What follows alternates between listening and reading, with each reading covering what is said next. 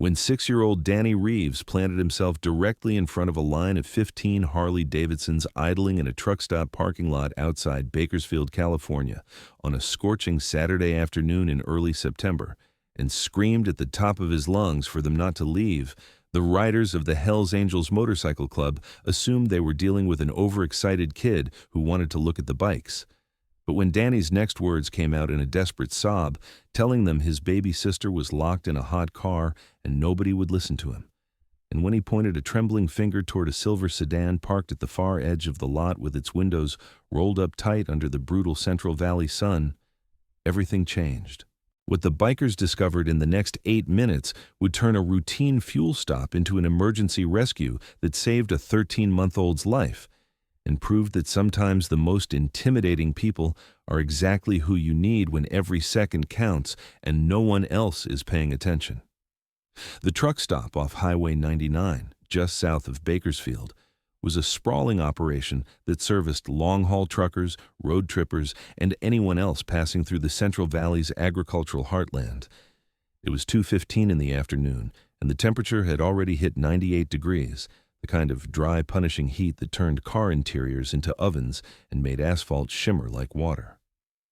The Hells Angels had stopped for fuel during their annual run from Oakland to San Diego, 15 riders moving as a tight formation, their bikes lined up in perfect order while they stretched their legs and topped off their tanks. These were not the outlaws of movie legend, but working men, veterans, tradesmen, and fathers who wore their patches with pride and lived by a code that valued loyalty, respect, and protecting those who could not protect themselves. Marcus Reaper Holloway was the road captain, a 49-year-old construction foreman with a graying beard and arms like tree trunks, covered in tattoos that told 30 years of stories. He had just finished fueling his Road King and was screwing the gas cap back on when he heard the screaming. It was a child's voice, high-pitched and desperate, cutting through the rumble of idling engines and highway noise. Reaper turned and saw the boy, small and skinny, maybe 6 or 7 years old, wearing shorts and a superhero t-shirt, running toward the line of motorcycles with his arms waving frantically. Tears streamed down his face, and his voice cracked with panic as he shouted for them to wait, to not go, to please listen to him. The other riders noticed too, killing their engines one by one, the sudden silence making the boys' cries even more piercing. Danny ran straight to Reaper, the closest rider, and grabbed onto his leather vest with both small hands, looking up with eyes that were wild with terror. The boy was gasping for breath, his words tumbling out in a frantic rush. He said they could not leave, that they had to help him, that his baby sister was in a car, and it was too hot, and she was crying. But then she stopped crying, and now she was not moving, and nobody would help him. And please, please. They had to come right now. Reaper knelt down immediately, bringing himself to the boy's eye level, his rough hands gentle on the kid's shoulders. He asked the boy to slow down, to take a breath, to tell him what was wrong. Danny gulped air and pointed toward the far end of the parking lot where a silver 4-door sedan sat alone, away from the main cluster of vehicles. He said his baby sister Lily was in that car, that she was 13 months old, that their mom had left her in the car seat while she went inside to use the bathroom and buy coffee. But that had been a long time ago, and Lily was still in there. And it was so hot. And Danny had tried to tell the people inside the truck stop, but they told him to stop making up stories and go find his mom. And now Lily was not crying anymore. And Danny was scared. Something was really wrong. Reaper's blood went cold. He had seen the news stories, had read about kids dying in hot cars, knew that temperatures inside a vehicle could reach lethal levels in minutes, especially in Central Valley heat. He stood and looked at his brothers, saw the same recognition flash across their faces, saw them already moving toward their bikes to grab tools. Reaper told Danny to show him the car, and the boy took off running, Reaper and 4 other riders following at a sprint. Behind them, another brother was already on his phone calling 911 while the rest formed a perimeter, ready to control the situation if things got complicated. They reached the silver sedan in less than 30 seconds. Reaper looked through the driver's side window, and his heart dropped. A baby, barely more than a year old, was strapped into a rear-facing car seat in the back. Her face was bright red, her small body limp, her eyes half closed. She was not crying, not moving, just sitting there with the stillness that meant her little body was shutting down from heat exhaustion. Reaper pressed his hand against the window and felt the heat radiating through the glass. The car had been sitting in direct sun, all windows up, and the interior temperature had to be well over 120 degrees, maybe closer to 140. Reaper tried the door handles, locked, all of them. He looked at Danny, who was crying and saying he was sorry, that he had tried to open them, but they were locked, that he had tried to get help, but nobody believed him. Reaper told the boy he did good, that he did exactly right by not giving up, that they were going to get his sister out right now. He turned to Bear, a massive rider built like his road name, and said one word: crowbar. Bear was already running back to his bike where a small toolkit was strapped to the saddlebag. Tiny, the club's sergeant-at-arms, a man who despite his nickname stood 6'4" and weighed 260 pounds, was already on the phone with emergency dispatch, giving them the location, telling them they had an infant in acute distress locked in a hot vehicle, that they were breaking in immediately and needed ambulance on scene as fast as possible. The dispatcher was saying something about waiting for police, and Tiny cut her off, saying there was no time, that the baby was unresponsive, and they were going in now, that she could send whoever she wanted, but they were not standing around watching a kid die. Bear came back with a crowbar and a center punch, tools that bikers carried for emergencies, for roadside repairs, for moments exactly like this. Reaper took the center punch, a spring-loaded tool designed to shatter tempered glass with a single strike. He positioned it against the rear passenger window, the one farthest from the baby, and told Danny to cover his ears and step back. The boy obeyed, his hands clamped over his ears, his eyes huge. Reaper struck the window, and it exploded into 1,000 tiny cubes of safety glass, the sound sharp and violent in the quiet parking lot. The heat that poured out of that car was staggering, a blast of superheated air that hit them like opening an oven door. Reaper reached through the broken window, unlocked the door, and yanked it open. The baby was strapped into her car seat, her small chest barely rising and falling, her skin alarmingly red, her lips dry and cracked. Reaper's hands, rough from years of construction work, were surprisingly gentle as he unbuckled the car seat harness and lifted the tiny girl out. She was burning hot to the touch, her little body limp as a rag doll, her breathing shallow and rapid. "Get water!" Reaper snapped, and 3 riders were already moving. "Ice if you can find it, something to cool her down."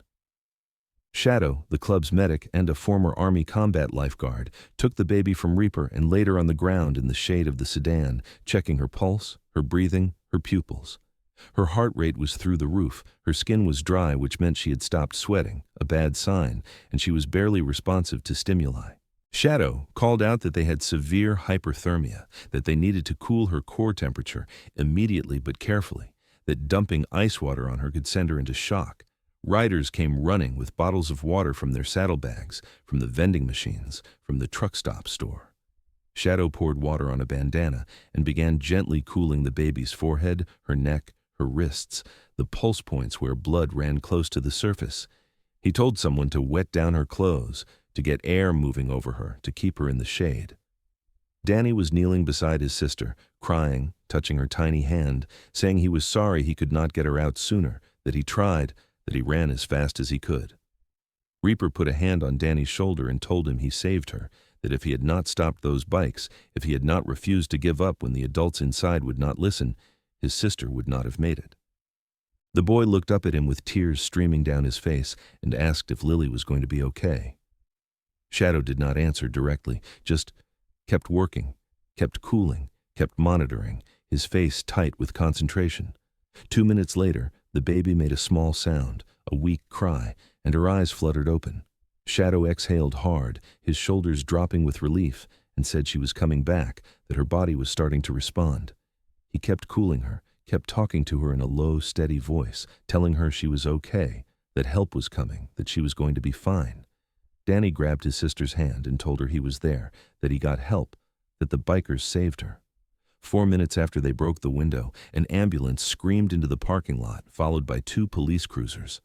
The paramedics took over from Shadow, praising his intervention, saying he had done exactly right, that the baby's core temperature was still dangerously high, but she was stable and responsive. They loaded her onto a gurney, started an IV line, placed oxygen, and worked with efficient urgency while one of the officers took statements from the bikers and from Danny. The officer asked where the child's mother was, and Danny pointed toward the truck stop building, saying she went inside a long time ago. Reaper's jaw tightened as he looked at his watch. It had been at least 20 minutes since they arrived, probably longer, which meant this woman had left a 13-month-old baby locked in a car in 98-degree heat for half an hour or more, while she did what? Got coffee, used the bathroom, browsed the aisles. The officer's expression showed that he was thinking the same thing. He radioed for another unit and headed into the truck stop to locate the mother. Danny stayed with the paramedics, holding his sister's hand through the open ambulance doors, refusing to let go. One of the paramedics asked if he was the one who got help, and Danny nodded, saying he tried to tell the people inside but they did not believe him, so he ran outside and saw the motorcycles and knew bikers were strong and could break windows and would help. The paramedic told him he was a very brave boy, that he saved his sister's life, that she was going to be okay because of him. 5 minutes later, a woman emerged from the truck stop, walking casually with a large coffee in one hand and a shopping bag in the other. She was in her late 20s, wearing sunglasses and earbuds, completely oblivious to the emergency unfolding 50 yards away. She was halfway to her car before she noticed the broken window, the crowd of bikers, the ambulance, the police. Her face went pale, and she started running, screaming, asking what happened, what was wrong, why was there an ambulance? The officer intercepted her, his voice hard and professional, asking if she was the mother of the infant. She said yes, demanding to know what was going on. The officer told her that her daughter had been found unresponsive in a locked vehicle in extreme heat, that Good Samaritans had broken the window to extract her, that she was being treated for heat stroke and would be transported to the hospital. He asked how long she had left the child in the vehicle. The woman stammered, saying it was only a few minutes, that she just ran in to use the restroom. The officer looked at his watch, looked at the bikers, and asked if anyone could confirm the timeline. Reaper stepped forward and said they had arrived 23 minutes ago, that when they pulled in, the boy was already trying to get help, meaning the baby had been in that car for at least 25 to 30 minutes, probably longer. The woman started to argue, saying that was not true, that it was only a few minutes, but Danny cut her off, his small voice shaking with anger. He told her it was not a few minutes, that he had waited and waited, that he had tried to wake Lily up through the window, but she would not wake up, that he had gone inside 3 times to find help, but nobody would listen, and then he saw the motorcycles and ran to stop them because he knew they would help because bikers help people. The officer's expression hardened as he listened to Danny's account. He asked the mother to step aside with him, and their conversation was brief and tense. Within minutes, another officer arrived and began taking photographs of the vehicle, documenting the broken window, the car seat, the conditions inside. A third officer arrived with a temperature gun and measured the interior of the sedan, 137 degrees Fahrenheit. He recorded the number and shook his head, saying the baby was lucky to be alive. The paramedics prepared to transport Lily to the hospital, and Danny climbed into the ambulance to ride with his sister, refusing to be separated from her. One of the paramedics asked about the mother, and the officer said she would be following separately, that there were some things they needed to address first. The mother started to protest, saying she needed to go with her children, but the officer told her firmly that her daughter was in good hands, that Danny had made sure of that, and that she needed to cooperate with the investigation. As the ambulance pulled away, Reaper watched it go, his chest tight with the adrenaline crash that followed crisis. He looked at his brothers, these 15 men in leather and patches who had stopped for gas and ended up saving a baby's life because a 6-year-old boy refused to give up. Shadow was leaning against one of the bikes, his hands shaking slightly now that the emergency was over, the delayed stress response of someone who had just held a dying child and brought her back. Bear stood with his arms crossed, staring at the broken window, the crowbar still in his hand. Tiny was on the phone again, this time calling the club president to report what had happened, knowing this would make news and wanting the club to control the narrative. One of the officers approached Reaper and asked for a formal statement. Reaper walked him through everything, from the moment Danny ran screaming toward the bikes to the moment they broke the window and pulled Lily out. The officer thanked him, saying their quick action had saved the child's life. that minutes more in that heat and the outcome would have been very different. He asked if the bikers planned to press charges for the broken window, and Reaper actually laughed, a sharp, humorless sound, saying, no, they were not going to bill a woman for the cost of saving her kid's life, though maybe she should be the one facing charges. The officer said that was being handled, that Child Protective Services had been notified, that there would be a full investigation, that leaving a child unattended in a vehicle in dangerous conditions was a criminal offense in California. He said the outcome would depend on multiple factors, including the mother's history, her explanation, and the severity of the child's injuries, but that, at minimum, she was looking at child endangerment charges. Reaper nodded, saying good, that a kid that young did not have the words to say she was in danger, that she depended on adults to keep her safe, and that Danny should not have had to be the only one who cared enough to act. The Hells Angels stayed at the truck stop for another hour, giving statements, waiting to make sure there were no complications, making sure Danny and Lily were genuinely okay. One of the riders, a man called Preacher, who worked as a minister when he was not riding, made some calls and confirmed that both children had been taken to Kern Medical Center, that Lily was being treated and was stable, that Danny was being evaluated as well and was physically fine but emotionally shaken. Preacher also learned that the mother was being questioned and would not be allowed unsupervised contact with the children pending the investigation. Before they left, Reaper walked back to the silver sedan one more time. The broken window, the empty car seat, the visible heat damage to the dashboard where the sun had beaten down relentlessly. He thought about how many times this scenario played out across the country, how many kids were left in cars while parents ran quick errands that turned into long ones, how many children died because adults assumed a few minutes would not matter, because they underestimated the lethality of heat, because they convinced themselves it was fine. He thought about Danny, 6 years old, running through a parking lot in 98-degree heat, begging strangers for help, refusing to stop even when adults dismissed him as a nuisance. That kid had more courage and sense than most grown people. The club rode out at 4 p.m, later than planned, but no one complained. They had a story now, one that would be told at club meetings and charity events, one that would remind them why the patches on their backs meant something beyond leather and ink. It was about being men who showed up, who acted, who did not walk away when someone needed help, even if that someone was a terrified 6-year-old who probably thought bikers were scary until the day they became his only hope. News of the rescue spread quickly. By that evening, local news stations were running the story, talking about the Hells Angels who saved a baby from a hot car, interviewing witnesses from the truck stop, showing footage of the broken window and the ambulance. The club's reputation, often complicated by stereotypes and Hollywood myths, got a rare moment of positive recognition. People called the clubhouse to say thank you, to say they were glad those bikers were there, to say it changed how they thought about motorcycle clubs. 3 days later, Reaper got a call from a social worker at Kern County Child Protective Services. She said she was working with Danny and Lily's case and wanted to thank him personally for his intervention. She said Lily had spent 2 days in the hospital being treated for severe heat exhaustion and dehydration, but was recovering well and would have no lasting physical damage. She said Danny had been placed temporarily with his grandmother while the case was being investigated, and that he had asked if he could talk to the bikers who saved his sister.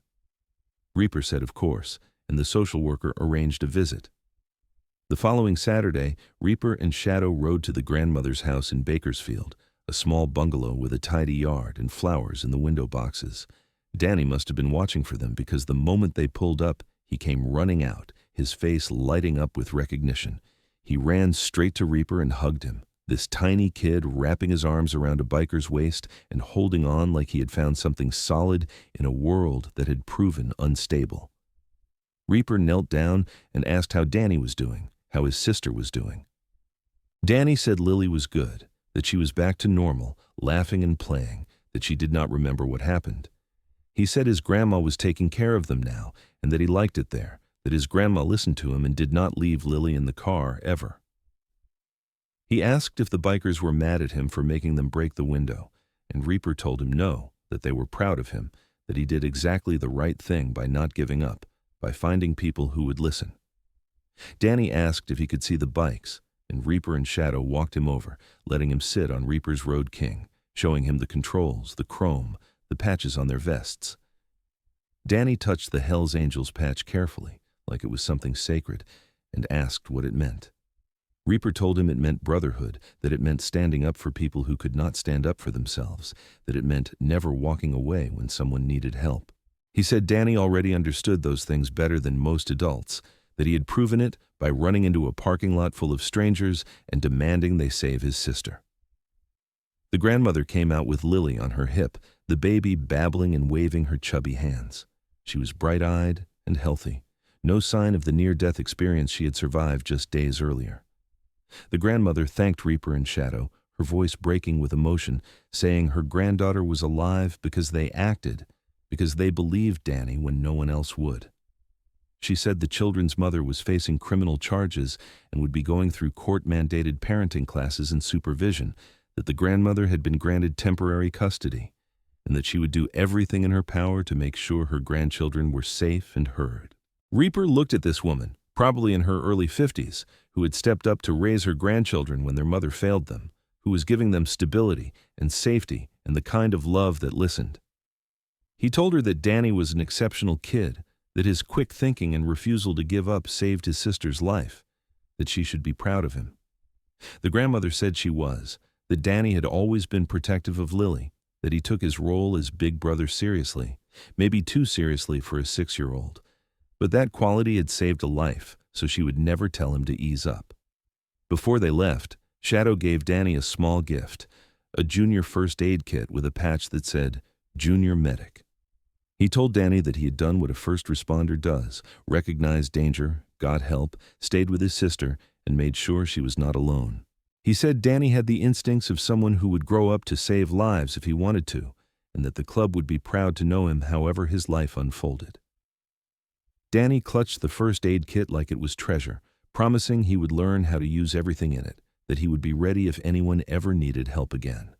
As Reaper and Shadow rode away from that little house, Reaper thought about the randomness of it all, how 15 bikers could stop for gas at the exact moment a desperate kid needed someone to listen, how easily they could have missed it, pulled in 5 minutes earlier or later, been at a different pump, had their music too loud to hear a child screaming.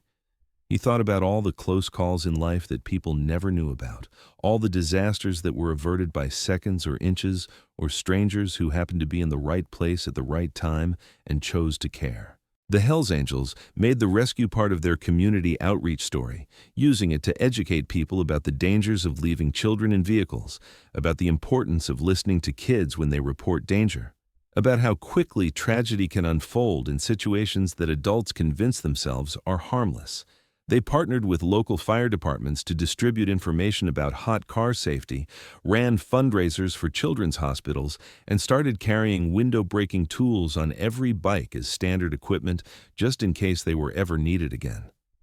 Danny grew up knowing he had saved his sister's life, knowing that his voice mattered, that persistence in the face of dismissal could mean the difference between life and death. He grew up with a healthy respect for bikers, understanding that the scariest-looking people could be the safest hands in a crisis. His grandmother made sure he stayed connected to Reaper and Shadow, sent updates on birthdays and holidays, made sure the men who saved Lily knew how their actions rippled forward through time. When Danny turned 10, he asked if he could volunteer with the club's charity events. Reaper said yes, and Danny became a regular presence at toy drives and food distributions, this quiet, serious kid who worked with focus and never complained, who seemed to understand that helping people was not about recognition, but about showing up when you were needed. He told the story of the hot car rescue to anyone who asked, always making sure to credit the bikers who listened when adults would not, always emphasizing that asking for help was not weakness, but the bravest thing he ever did. Lily grew into a happy, healthy child with no memory of the day she nearly died in a silver sedan under the Central Valley sun. But she grew up hearing the story, grew up knowing her big brother saved her, grew up understanding that family meant protecting each other and that sometimes strangers became family when they chose to act. She called Reaper and Shadow her uncles, sent them drawings and school photos, made sure they knew she was growing up strong because they gave her the chance to grow up at all. The silver sedan with the broken window became a teaching tool, donated to a fire department for hot car safety demonstrations. Firefighters used it to show parents how quickly temperatures climbed, how deadly the environment became, how children could not regulate body temperature the way adults could. They told Danny's story, the 6-year-old who ran screaming through a parking lot until someone finally listened, who refused to accept that his sister was beyond help, who found the courage to approach 15 intimidating bikers because he knew deep down that people who looked dangerous could also be protectors. Years later, when reporters asked Reaper about that day, about the moment Danny grabbed his vest and begged for help, he always said the same thing. He said they were just bikers who stopped for gas, that any decent person would have done what they did, that the real hero was a 6-year-old kid who loved his sister enough to keep trying when every adult he asked turned him away. He said the lesson was not about bikers being heroes, but about adults needing to listen to children, about taking kids seriously when they report danger, about understanding that sometimes the smallest voices carry the most urgent truths. The Hells Angels continued their run to San Diego that year and every year after, but they never passed that truck stop without someone mentioning Danny and Lily, without someone checking the parking lot for cars sitting in the sun, without someone remembering that paying attention and being willing to act could be the difference between a child going home and a child not surviving the day.